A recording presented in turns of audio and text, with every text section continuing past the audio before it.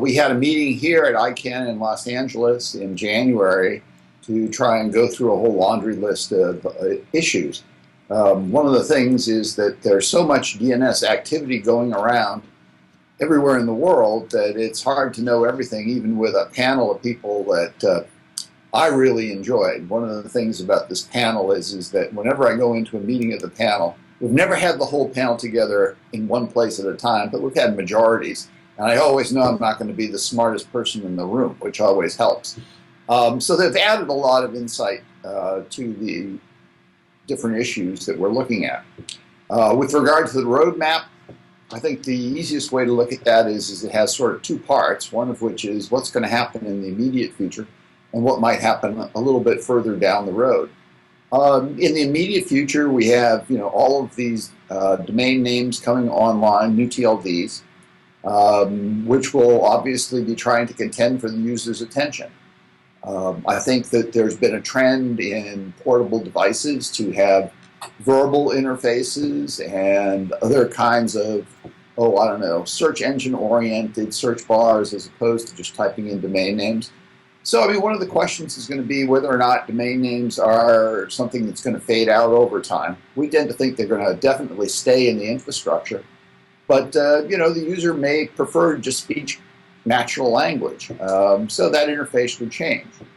Longer term, when you look at what's going on in the research community, there's information-centric networking, content-centric networking, name-based networking, and about a dozen more projects. And, the thing they share in common is a belief that you should access information by name rather than by address. The only thing about naming they can't agree on is what's the right name for the research project, because they all have different ones. But it's sort of, I think, taken for given, that and sort of opportunistic caching.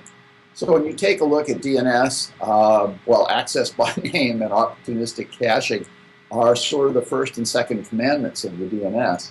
So, it could well be that there's an expansion here that has a more evolutionary approach. Rather than seeing everything get replaced by information-centric networking, we might want to think about how we would do an update to the DNS to add some of the features that people are talking about in these research efforts. I think that in the research community, recently we've started to see articles and publications come out where people talk about sort of less religiously pure ways of doing things, and the DNS in particular used as the underpinning of the sort of routing mechanism for these content-centric approaches. So, I think that's the sort of two big parts of the roadmap, and we outline that in more detail in the report.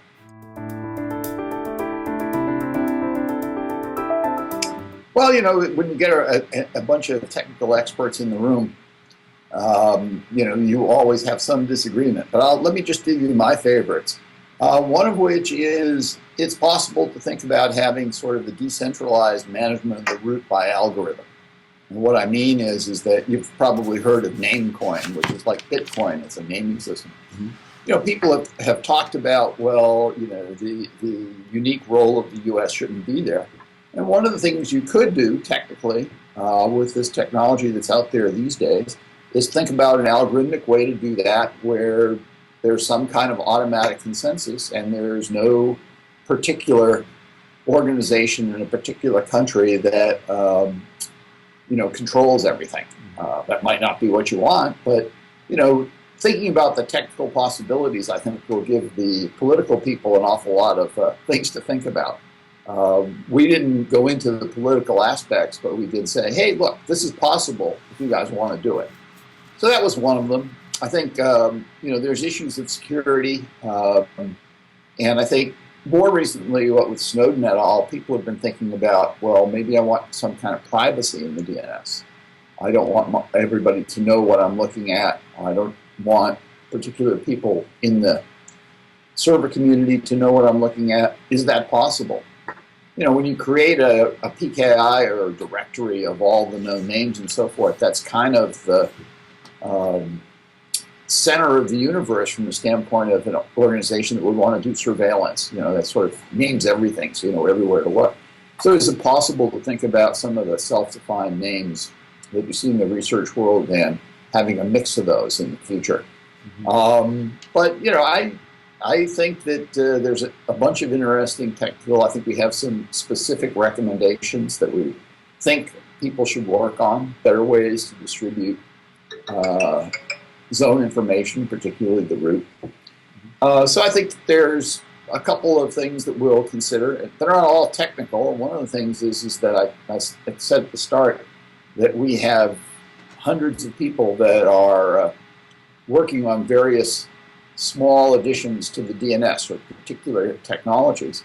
And one of the questions is if we can get the IETF and ICANN and the IAB and the other players to think about this in a more holistic architectural way, whether or not that's some way to kind of move the field forward. But those are kind of, I think, the top ideas. We're going to post the report, and I'd like people to read it. I'd like people to comment on what they think is right or wrong.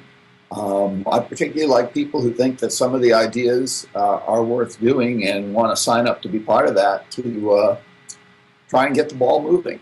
Because it's one thing to suggest some direction, it's another thing to actually sort of get a group of people together and get them to move out. I think there's cooperation between a number of different parties that we need if we're going to have a consistent architecture.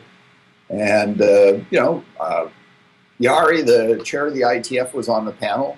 We had some frank and constructive discussions about how we have to work together and we have to do it efficiently. So let's think about it. So, but that comes from the bottom up, in reality, not from the top down.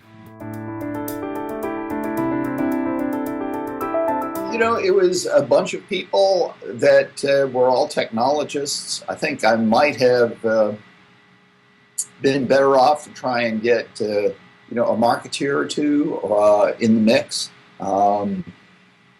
But I think we worked together pretty well, and I wouldn't have wanted a bunch of people that all agreed on exactly the same stuff, and I didn't recruit for that, and I certainly didn't get it.